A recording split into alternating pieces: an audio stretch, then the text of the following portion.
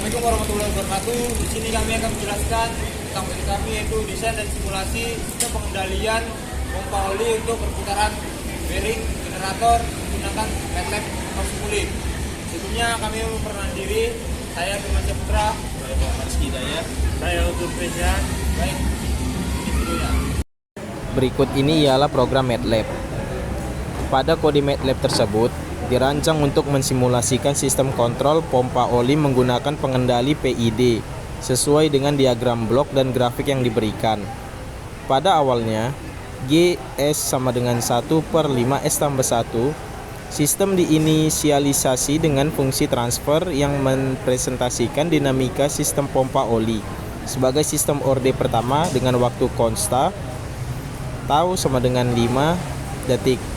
Pengendali PID dirancang dengan parameter KP sama dengan 2, KI sama dengan 1, dan KD sama dengan 0,5 yang dapat dituning lebih lanjut untuk meningkatkan performa sistem.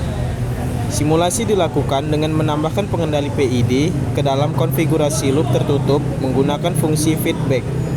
Input sistem berupa sinyal step yang mempresentasikan perubahan beban pompa oli dari 0% ke 50%. Kapasitas pada tau sama dengan 0 hingga tau sama dengan 6 detik dari 50% ke 100%. Kapasitas pada tau sama dengan 6 hingga tau sama dengan 10 detik dan dari 100% ke 30% kapasitas pada tau sama dengan 10 hingga tau sama dengan 15 detik. Input ini diimplementasikan sebagai vektor nilai masukan pada interval waktu tau sama dengan 0:0, 0,1/15. Respons sistem terhadap input dianalisis menggunakan fungsi ISIM yang menghitung respon linear sistem terhadap sinyal masukan. Hal simulasi divisualisasikan dalam bentuk grafik. Grafik ini menampilkan step input atau digambarkan sebagai garis putus-putus biru, dan respons output sistem digambarkan sebagai garis merah. Grafik ini menunjukkan bagaimana sistem merespons setiap perubahan beban secara dinamis, termasuk waktu transisi, overshoot, dan stabilitas steady state.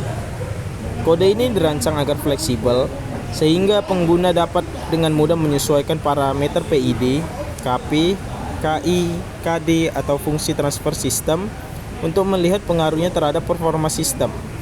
Selain itu, plot yang dihasilkan memberikan wawasan visual mengenai efektivitas pengendali PID dalam mengatasi perubahan beban secara bertahap pada sistem pompa oli. Baik, saya akan melanjutkan menjelaskan mengenai diagram blok. Yang pertama, step input.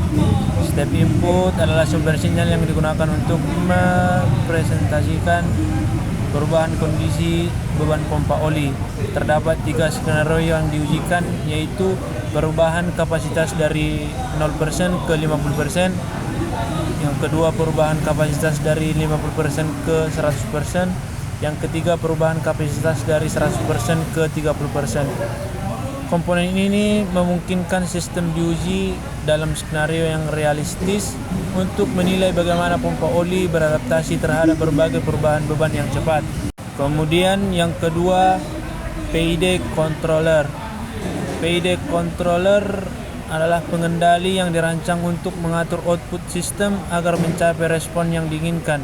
Pengendali ini menggabungkan 3 elemen utama, yaitu proporsional, berfungsi untuk memberikan respon cepat terhadap perubahan beban dengan memperhitungkan kesalahan. Yang kedua, integral, yaitu mengeliminasi kesalahan steady state dengan memperhitungkan akumulasi kesalahan dari waktu ke waktu. Kemudian derivatif, yaitu mengurangi osilasi dalam sistem dengan memperhitungkan laju perubahan kesalahan. Fungsi PID controller bertugas mengatur keluaran pompa oli agar tetap stabil selama perubahan beban. Parameter KP, KI, dan KD disesuaikan untuk meminimalkan error steady state atau overshoot dan waktu transisi menuju stabilitas. Kemudian transfer function. Transfer function adalah model matematis yang merepresentasikan karakteristik dinamika sistem pompa oli. Fungsi transfer function yang digunakan adalah GS sama dengan 1/5S tambah 1. Ya, dimana ini merepresentasikan sistem order pertama dengan waktu konstan tau sama dengan 5 detik. Fungsi komponen ini digunakan untuk mengeliminasi respon sistem terhadap perubahan input. Baik, di sini dapat kita lihat hasil grafik dari diagram blok dan program tadi. Di sini kita lihat transisi dari 0 ke 50% dapat dicapai hanya dengan waktu kurang lebih 6 detik. Lalu transisi dari 50% ke 100 atau di lambangan kapasitas itu ya 1 ya. Di situ kita hanya membutuhkan waktu 4 detik. Dan dari 100 penurunan ke 30% butuh waktu 10 detik kurang lebih. Transisi di sini sangat cepat dan stabil tanpa terjadi undershot yang signifikan. Nah, berikut simulasinya menggunakan program MATLAB. Programnya sudah jelaskan di awal video sebelumnya, bagaimana menentukan nilai numeratornya dan KP, KI, dan KD-nya.